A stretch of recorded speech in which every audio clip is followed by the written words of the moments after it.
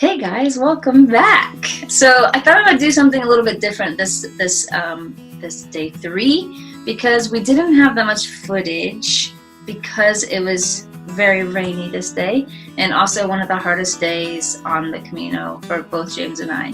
Yeah, it was really tough for me. Let's start off at the beginning of the day.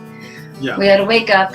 We had our breakfast, which we talked about in the last video. We got for $5 more. We had this little bag of breakfast. And that was very helpful. But we got up and it was pouring down with rain.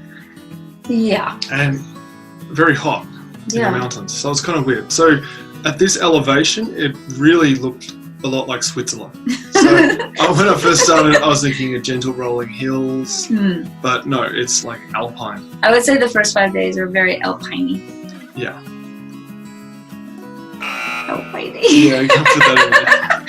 I'm not really sure why James and I didn't grab water for this day, but I think we just assumed that there was fountains, and like most of the Camino, there's places you can fill up your water bottle or a convenience store of something. But this particular day, there's nothing. Zero. There's not a town.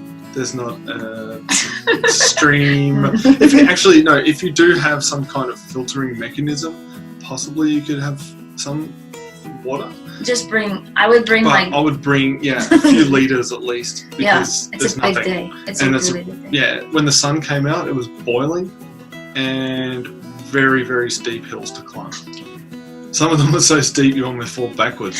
Okay, let's talk about how James drank leaf water. Yeah, thinking I've got to catch up to Pickles and we need to find so water. We can die together. Yeah. So I thought maybe she had some water because I was like, oh my god, I'm an idiot.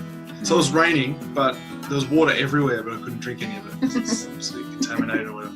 So I was actually so thirsty, I was slurping water off the eucalyptus leaves. I wish I saw it. I wish I was a fly on the tree. No, that wasn't a good day for James. Yeah. So I was thinking, day 3, I'm out already. You guys were watching on Periscope. There was a video I did go live when I was going up this really steep hill. Maybe I'll post that. I'll post a little clip of it.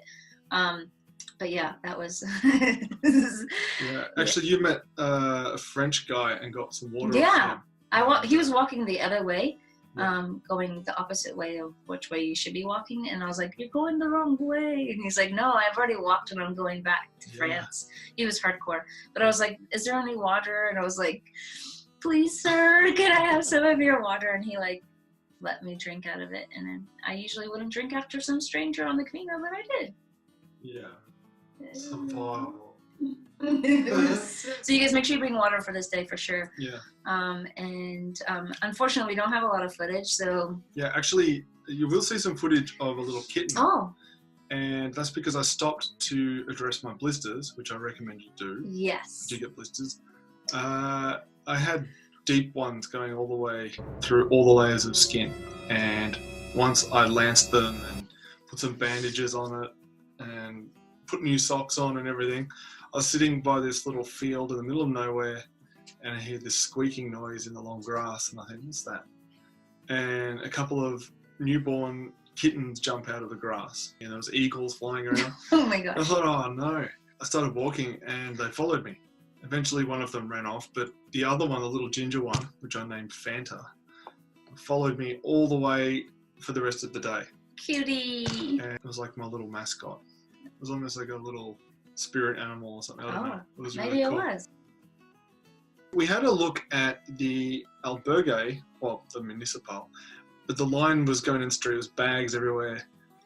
Everywhere along the Norte, especially the first week, was really difficult to get beds because it was very, very busy and people were leaving like 4 a.m. so that they could get there and get their spot.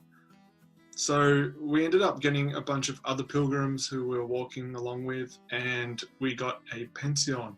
Yes. So it's a little bit more expensive, but when you cut it up with other pilgrims and share it, it kind of worked out well. Yeah, so, and we actually had our own room that day, which was nice. Yeah, it was cool.